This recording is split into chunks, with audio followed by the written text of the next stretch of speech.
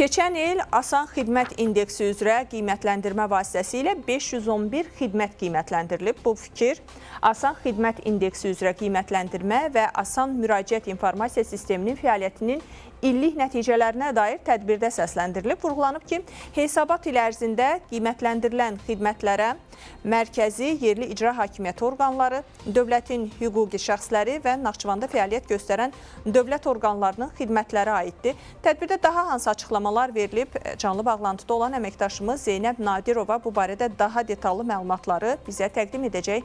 Hər vaxtın xeyirli olsun Zeynəb. Buyur, daha detallı səndən eşidək.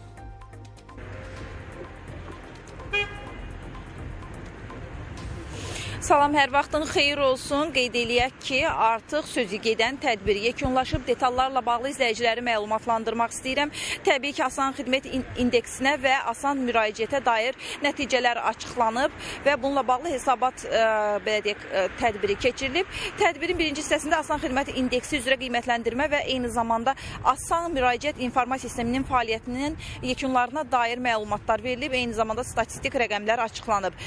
Əsas məqsəd qeyd olunub ki, cəmiyyətə, insanlara düzgün və keyfiyyətli şəkildə xidmət göstərməkdir. Və bu tapşırığın yerinə yetirilməsi istiqamətində isə qeyd eləyək ki, Azərbaycan Prezidenti yanında vətəndaşlara xidmət və sosial innovasiyalar üzrə Dövlət Agentliyi tərəfindən bir sıra xidmətlər göstərilib. 37 mərkəzi icra hakimiyyəti orqanının 215 xidməti, eyni zamanda 85 yerli icra hakimiyyəti orqanının 253 xidməti və 15 hüquqi şəxsin və digər büdcə təşkilatlarının 43 xidməti daxil olmaqla ümumilikdə 511 xidmət qiymətləndirilib və əlavə olaraq o informasiyanı da izləyicilərin diqqətinə çatdırmaq istəyirəm ki, hazırda sistem 77, həm də qeyd eləyək ki, Asan Xidmətin sistemi ilə bağlı məlumat verildi və bugünədək Asan Müraciət mobil tətbiqinin istifadəçi sayı qeyd olunub ki, 80 mini keçib və sistemə 17 mindən çox müraciət daxil olub və bu istiqamətdə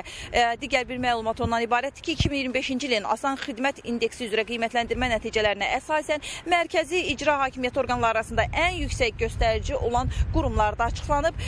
Vurğulayaq ki, birinci yer Azərbaycan Respublikası Dövlət Miqrasiya Xidməti, ikinci yer Azərbaycan Dövlət Su Ehtiyatları Agentliyi, üçüncü yer Azərbaycan Respublikası Dövlət Gömrük Komitəsi və qeyd eləyək ki, digər yerli icra hakimiyyəti orqanları arasında ən yüksək göstəricilər də açıqlanıb və burada Pirallahı rayon, Binəqədi, Yasamal rayon icra hakimiyyəti 1, 2 və 3-cü yerlərdə qərarlaşıblar. Hüquqi şəxslər və digər büdcə təşkilatları ilə bağlı da məlumat verilib. Bəli, artıq yekun mərhələ ilə bağlı Asan İndeks xidməti və Asan Müraciətlə bağlı nə qədər xidmət göstərilib, eyni zamanda hansı yeniliklər olub və bundan sonra hansı yeniliklər nəzərdə tutulub, bu istiqamətdə tədbirdə açıqlanan informasiyaları izləyicilərin diqqətinə çatdırdım.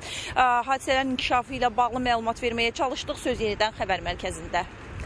Təşəkkürlər Zeynəb.